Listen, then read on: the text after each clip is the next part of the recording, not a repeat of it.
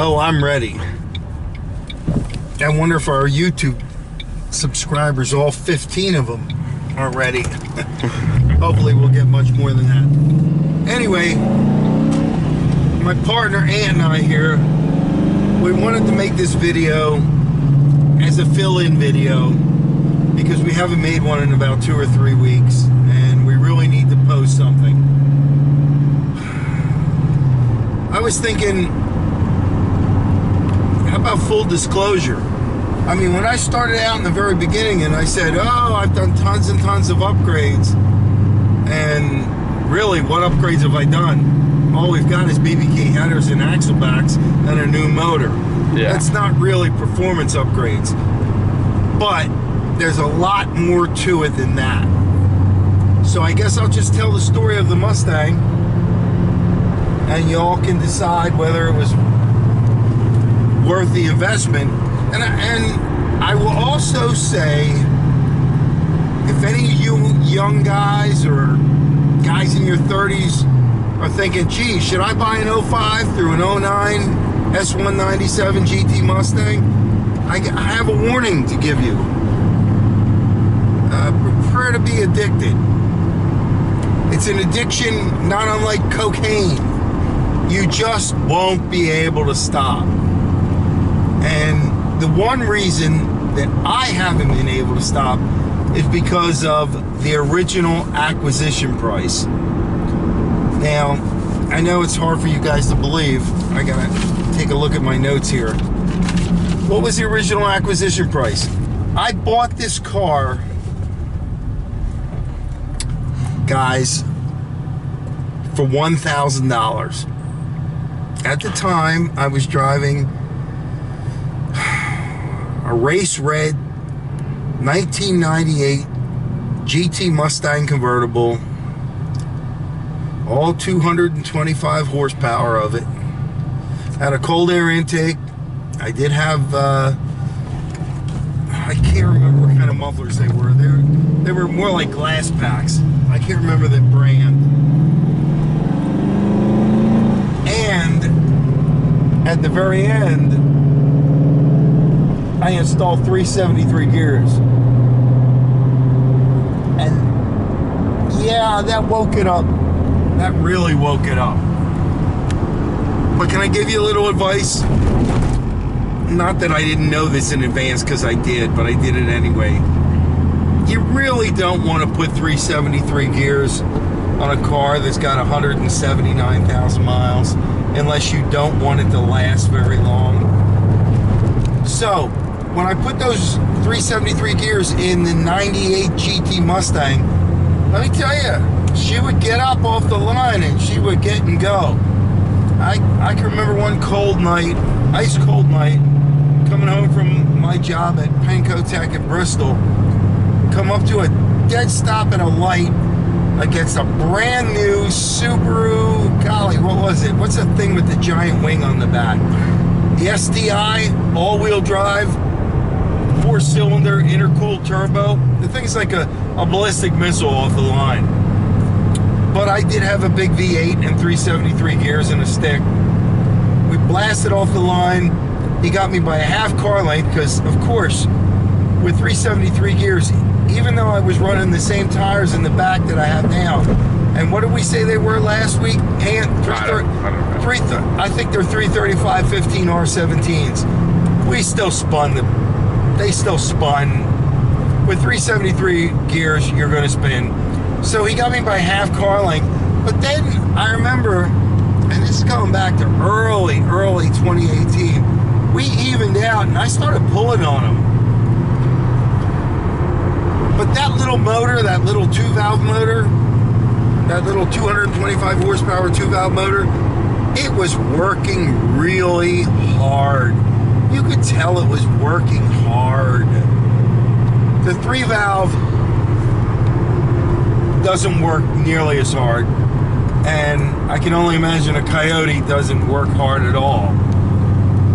Anyway, all that being said, I'm driving around in my 1998 race red convertible Mustang, having a good time, but knowing I'm just pretty much like one of the slowest things on the road. So I pull up to the what was it, Sunoco? I can't remember. It's down in Pittman. We'll probably end up getting gas there on our way towards Blackwood. But and they're in the lot, and if you've watched any of my other videos, you've seen it covered with snow, with its ripped top and all that. And I'll even have Ant flash some more pictures of it. Can you do that for us, Ant? Yeah. So, just out of curiosity, I said to Dan, who I knew kind of personally, because I'm a friendly guy, I'm an outgoing guy. Whoa. I told you, you don't want to get on one of these in the rain. Yeah. Okay? I said to him, hey, Dan, what are you doing with that S197 over there? It's got snow on it, it's got flat tires, it's rotting away, you're destroying it. And he says to me, he says, you want it? It's yours. I said, what? I'm like, what are you talking about? I said, how much? He goes, $1,000. I said, give me the keys. He gives me the keys. I go, the motor starts over. I turn over the motor, and the motor was solid. It was running, no misfires. You know, it wasn't as quiet and smooth as this motor, but this motor's got like 77,000 miles on it. And that had, I'm not gonna lie, it had 159,000 miles on it. But it was way less than what I had on my GT, on my red GT. And it sounded real good.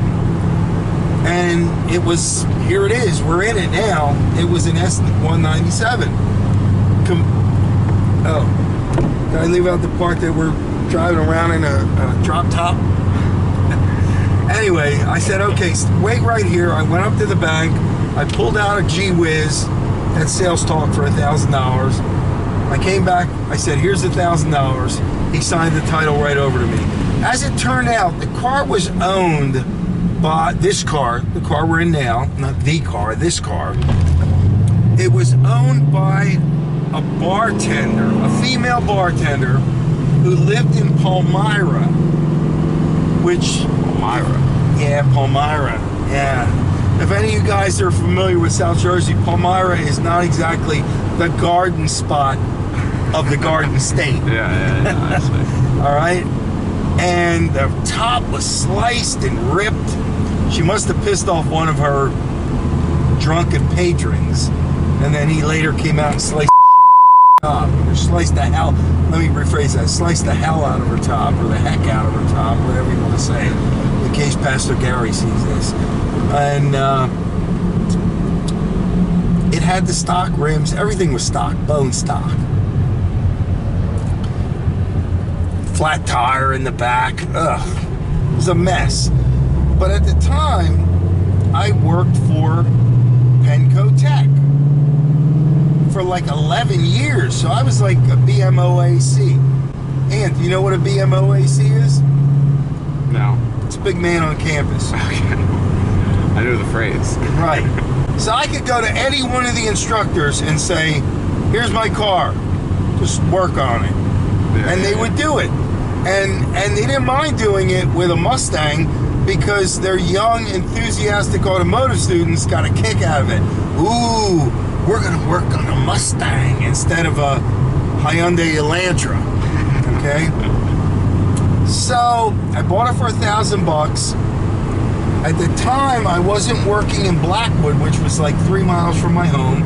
I was working all the way up in Bristol, which was 38 miles. So I had to have it flatbedded because the clutch was shot. The clutch was destroyed. Apparently this girl, according to Dan, the owner of the shop, had some kind of problem where she needed to ride the clutch constantly. Sometimes I think I ride the clutch too much, but she must have rode the clutch all the time because she burned out 3 clutches in a year. And she couldn't afford to fix it. And it was falling apart. So she just signed the title over to the gas station owner, and he didn't want it. He didn't want to fix it, resell it. So I gave him $1,000. I got it. I flatbedded it up to Bristol. That cost $200. $200 to flatbed this baby all the way up to Bristol, Pennsylvania. So now we're into it for $1,200. All right, still a pittance when one considers an S197. Now the first and foremost thing this car needed was a clutch, a flywheel, a pressure plate, a pilot bearing, and a throwout bearing. And I'm so embarrassed that I don't remember his name. He was the instructor for drivetrain, because at Penco Tech they have 7 terms, 2,100 hours of automotive training. You come out of there, if you can't come out of there as an ACE certified auto tech, you're a loser. And believe me, a lot of losers went to Penco Tech, but a lot of good guys went too. Anyway, oh, for the love of Pete. So anyway, I gave it to him. I said the first thing it needs is the clutch. So, of course I got all discounted parts. I didn't pay hardly anything for parts, like next to nothing, because we had a hookup with every automotive part supplier in the area. We were Penco Tech, big deal. So he insisted I put in Ford factory clutch and all that. So I put in, what do I say, the flywheel, pressure plate, throwout bearing, pilot bearing. Did I miss something, Ian? Did you say clutch? The clutch, flyout, all that. Okay, anyway. The total cost for the parts was $450. Now, any of you guys know, if you take your car to a transmission shop with a blown clutch, take an S197 to the transmission shop, you are not going to have it done for $450. It cost me $450 and a 16-inch pepperoni pizza for the guys that did it, the students, under the direction and supervision of the instructors. Okay, so now the clutch is fixed. We get in it, and I guess none of us really noticed, but the brake pedal is like a fish. It's flopping like a dead fish, and the clutch is flopping like a dead fish. So here we realize we need a new brake and clutch assembly kit for the floorboard underneath. And that was a little pricey. That was about $249. Ouch. That kind of hurt me. I was like, I didn't plan on spending that. But I spent the $249, got that done. Okay, so now we can actually get in the car and drive it. All right? We take it out, I drive it around the parking lot. The front end's clunking like there's no tomorrow. And I talked to the guy I bought it off of the very next day. He goes, you need ball joints for that car. I said, okay, fine. Because he already knew everything that was wrong with it. So, even though I consider myself a little bit of a knowledgeable motorhead, I'm a little bit behind the times. I'm long in the tooth. You can see I'm not 25 anymore. And so I got the ball joints. I forget what I spent for them, maybe $68. I didn't even put it on the list. Well, these idiotic students, and the instructor wasn't doing his job, they put the ball joints in the existing lower control arms, and there was wear around, and I'm telling you guys this so you'll know, there was wear and around the opening where the ball joint sits. So it had new ball joints on it. I took it out around the parking lot, boom, the ball joint falls right through the hole. I take it back. I said to Mr., and I can't remember his name either. You know, I'll tell you what I'll do. I will call up my buddy Gordon, who's the president or the campus director for Penco Tech, and I'll get their names because they deserve credit. I said, yeah, these ball joints just fell right through the holes in the lower control arms. So I come to find out it's a one-piece unit. You need a lower control arm, and it comes with a ball joint in it. So here I go. I order up new lower control arms and new ball joints. What was the cost on that? $178. Got them for 178 bucks. No cost to install them. Now, I don't need to tell you guys. I mean, if you went to a shop and they told you you need lower control arms, I mean, how much do you think that job would cost? $500, $600, $700, $800? We got it done for 148 bucks at a pepperoni pizza. So I'm still thinking, hey, this is pretty good. Yeah, I know. All right. Okay, so now I got lower control arms. Okay, we're heading for Blackwood because we want to scope out this road. We were supposed to do a drag race with a 2014 Cyclone 6 V6 Mustang tonight. He has an air filter, he's got catback exhaust, he wants to run.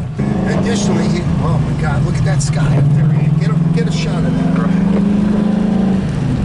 This is not the best weather. We couldn't do it Thursday and I could just stay at my mother's home. It keeps raining. Okay, so, anyway, where was I with my full disclosure story? So you just talked about the control arms. Now we're Okay, so we get them in, and we got the pedals done, we got the clutch done.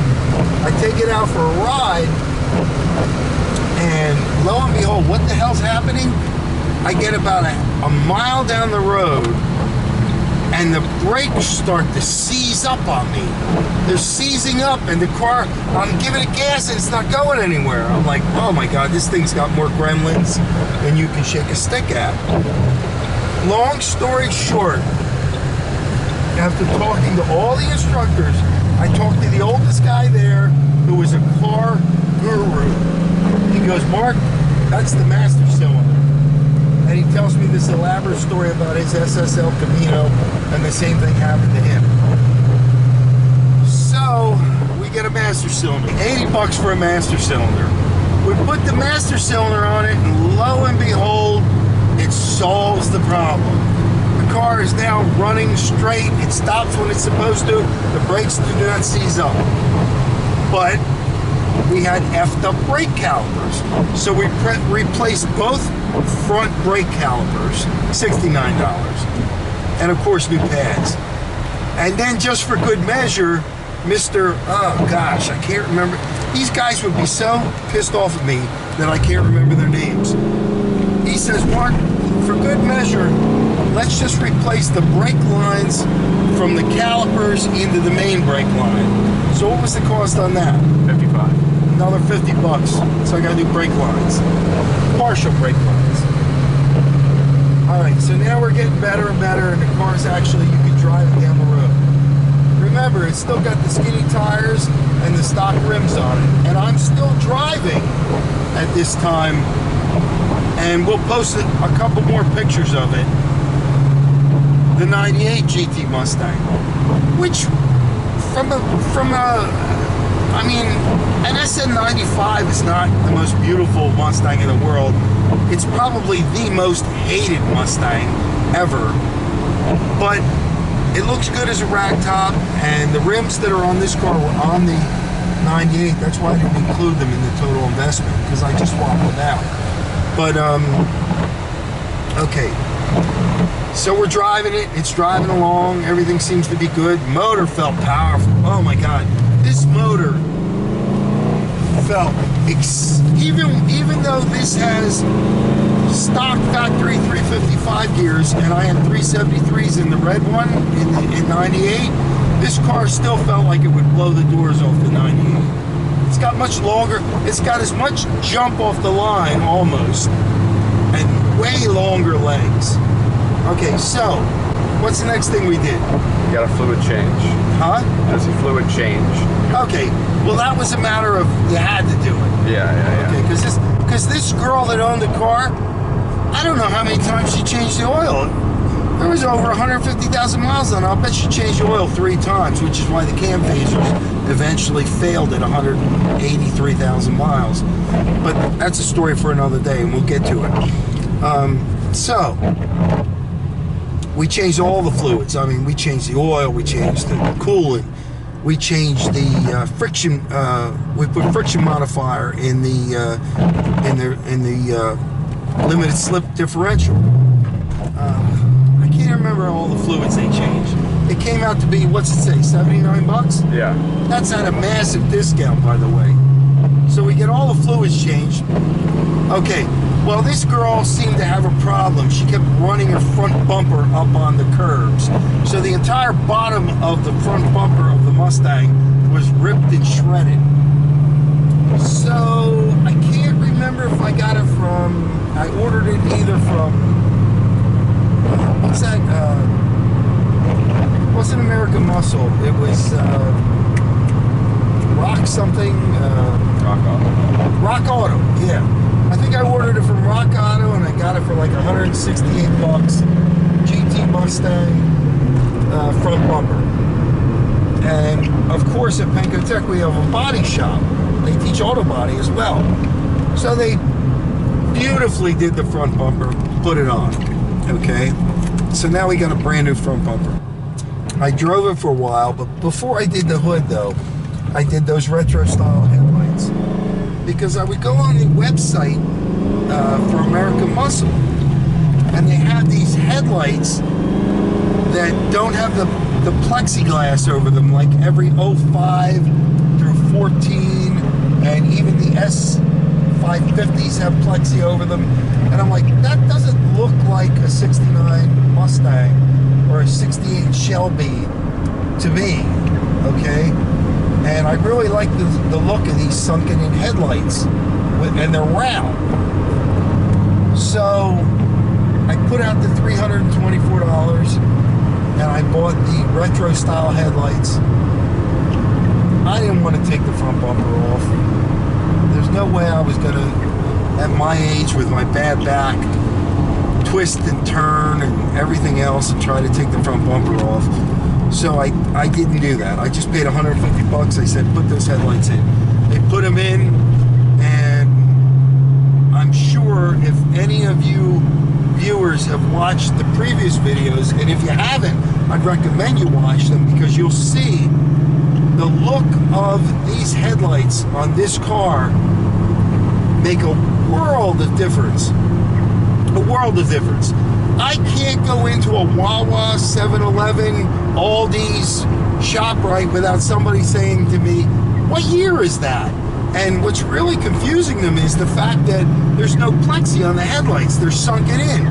So immediately you have this vision that kind of looks like a 69 Mach 1, because there's no plexi over the headlights. They're sunken in and you got a round headlight. And that's what confuses people, because the 05 through 09 S197 body style is so retro looking. Once you put those headlights in there, it really looks retro. So I was very pleased with that. So now this car is fully drivable. As a matter of fact, I put the red one in the garage and I started driving this one to work, because as you can see, just driving it and steering it, and the view out over the hood and the whole feel of the interior, even though, oh, they're going to complain, it's plastic, everything's plastic. Yeah, what would you rather have it be? A soft interior, like a Vet or a Trans Am, where it's all peeled up, cracked, and a piece of junk? This is going to last for another 20 years. Just saying. Okay, so I put the red one in the garage. I take the rims and the tires off the red one. I put them on this one. Now this car is starting to look pretty badass. Okay, and I'm driving it. I needed a new alternator, and by that time I wasn't working at Cosmetic, but I had my buddy and I'm not going to say where he worked, and my other buddy who just put our inner tie rod ends is still there. We were just there on the last episode. Yeah. Believe me, we did not pay $500 for inner tie rod ends. What did we pay? 150 bucks for them? 180, yeah. 180. With an alignment. With a front end alignment. So it pays to make friends with people that still turn wrenches. In between all this, I kind of smashed into somebody and I ruined my front bumper, so I had to replace it again, and I didn't put that on the list. Another 168 bucks. Got that painted, and when I had the front bumper put in, that's when I said, you know what, I can't drive around with a flat hood on this thing. I need I need muscle, right? Yeah. And it was really hard, you know. I wanted to get like a shaker hood, $750. You have to cut a hole in the hood and all that. And I wanted to get something subdued, maybe like I think it was a 67 Shelby GT500 has more subdued hood scoops. But anyway, finally I just said, the heck with this, I'm going all out. And I got this big ass Cervini Ram Air 4 hood. It's got heat extractors on it. It's got those big snorkels up front.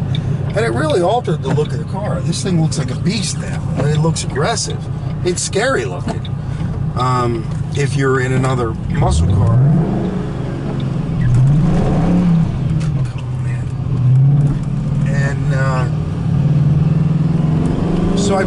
So at this time I no longer worked at Penco Tech,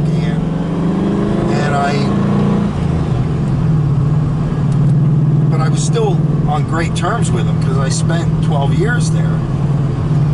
So I hooked up with the auto body guy there, and he said, I will paint that hood. I had to pay full price because you got it from Cervini, right? And thank God I did. I was going to get a true fiber hood. Do not get a true fiber hood. They are garbage. Cervini fits like a glove. Much better hood. So I got the Cervini, and I think I got another new front bumper. And Pat, my buddy at Penco Tech, said, I will paint the front bumper, install it, paint the Cervini hood, install it, the whole thing, $500. Now, not for anything, guys, but you cannot go to a body shop and have them paint and install a new front bumper cover and an aftermarket fiberglass hood for $500. Still a great deal, but you're spending $1,100. Of course, you transformed the car. It no longer looks like a regular Mustang. It now looks like a force to be reckoned with. Okay, so now we got some money into it, and we're driving it for about 2 months, and we're feeling pretty good about ourselves. And lo and behold, I guess about 6-7 months before that, she started sounding a little bit like a sewing machine, right? So my buddy George, my neighbor, he plugs in his diagnostic equipment, and he says, oh, it's cam phaser. Well, I'm an old-timer. I know about lifters and push rods. I don't know the first thing about a cam phaser. All right? I said, George, what the hell's a cam phaser? He goes, oh, it's just a sensor. Don't worry about it. Well, guys, I'm sure all you Mustang aficionados know a cam phaser is not a sensor, and it is a big deal. So I drove it like that, and the cam phasers went. It basically ruined the motor. It already had 82,000 miles on it. So then I was faced with a dilemma. Do I keep this thing? I mean, I left out the part where I sold the I sold the other Mustang, the red one. I took some of the money out of the profit for that, and I did not want a vinyl top. I wanted a cloth convertible top to make it look modern, and it does, and I think you all agree that it does. Let's stop right here. Sign off for 1 second. We got to figure out what Sounds good. Okay, so I consult with Caspers. I consulted with my buddy Rob. I consulted with my buddy Mike.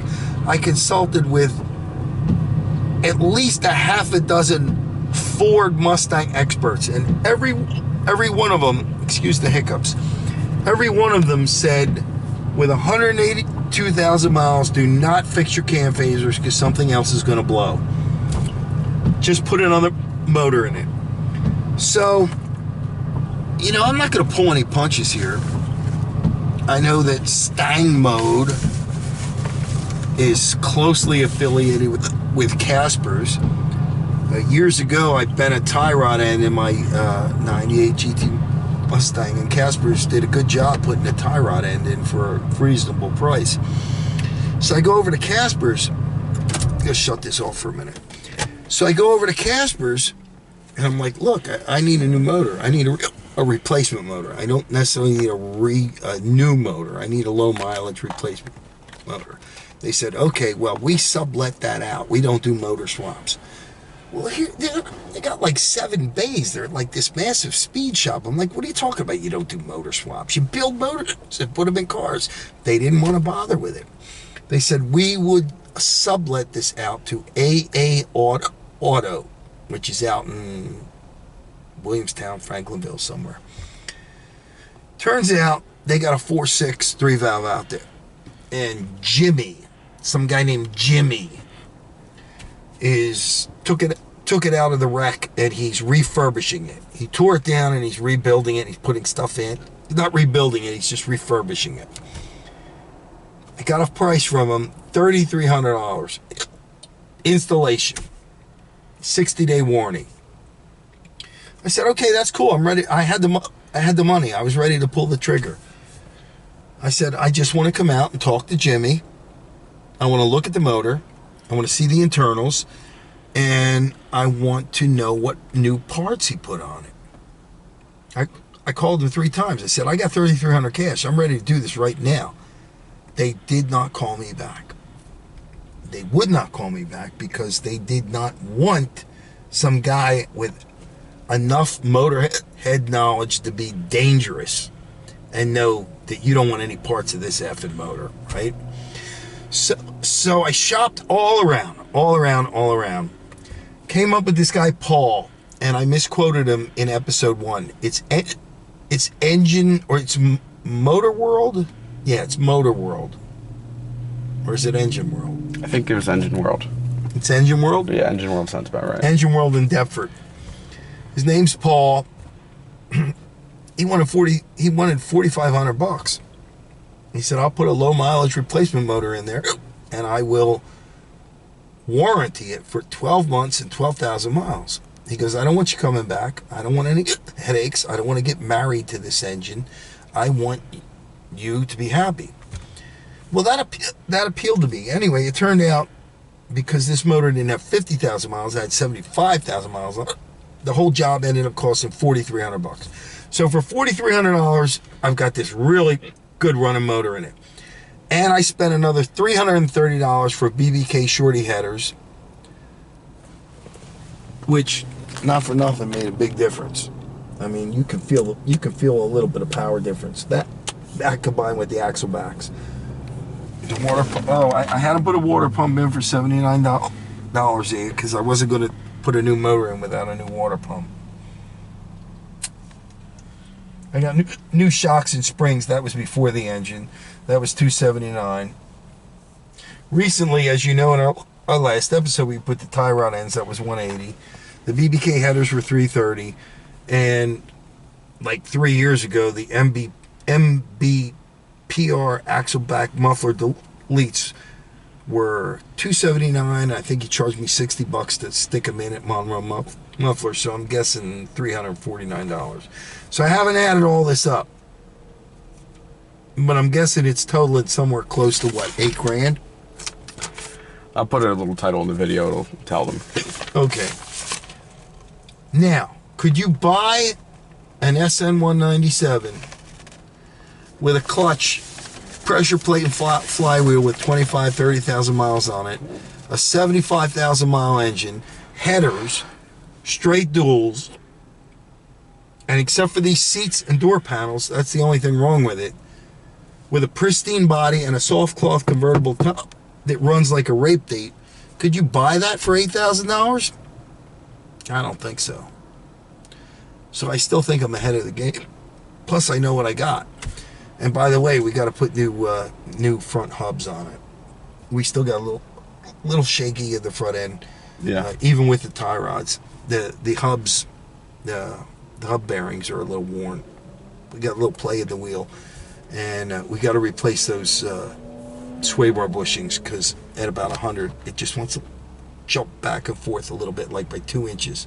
It's not I didn't feel it the other night when I blew off that C6 Corvette that I told you about, but bottom line is, We'll get that done. I don't even mind spending money on it. It's like I started this whole conversation. It's like an addiction. You can't stop. You just can't stop. Instead of spending money on cocaine, you just want to keep putting money into your Mustang. It's crazy. Anyway, so that's where we're at now. I think I covered almost everything. And then we're going to put the hubs on. Then we're going to put bushings in.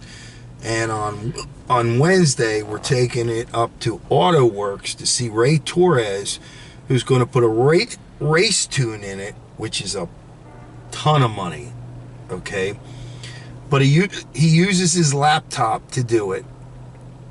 It's like a Lido tune, except he's got the car in front of him. It's not like a little Bama tuner where you tune your 93 octane tune in there.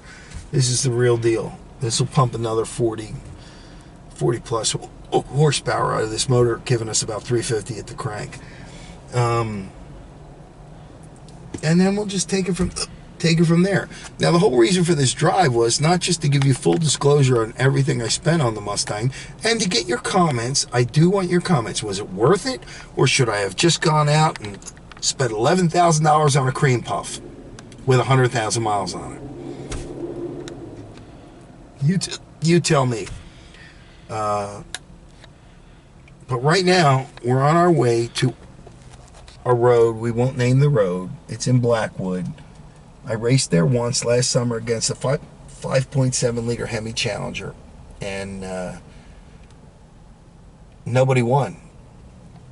We got up to 110 miles an hour, and we were still like, I could have reached out and touched his passenger side door.